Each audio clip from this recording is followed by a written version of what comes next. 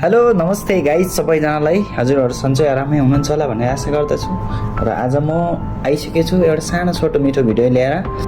राजेशजी, तपाईँ यो उमेरमा पनि यस्तो यङ र स्ट्रङ कसरी देख्नुहुन्छ? के यसको रहस्य कुनै तपाईँको गर्लफ्रेन्ड त छैन? राजेशजी, त्यसो भए तपाईँ एउटा गीत गाइदिनुहोस्। ऋषिजी, तपाईँ पनि बडो अचम्मको मान्छे हुनुहुन्छ।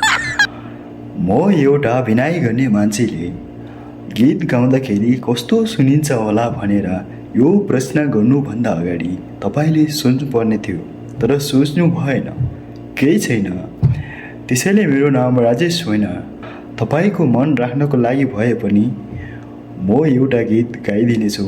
कृपया ध्यान दिएर सुनिदिनु होला। सुन्नुहोस् है त।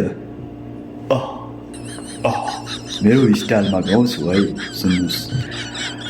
झर्ला जोबन खुत्रुकै उमेर ढल्केर, झर्ला जोबन खुत्रुकै उमेर ढल्केर, बस्नु पर्ला बुढी भई चौरी परेर, झनकुटी झै झै झै झै झै, झनकुटी झै झै झै झै झै। कस्तो लाग्यो त ऋषिजी मेरो गाना?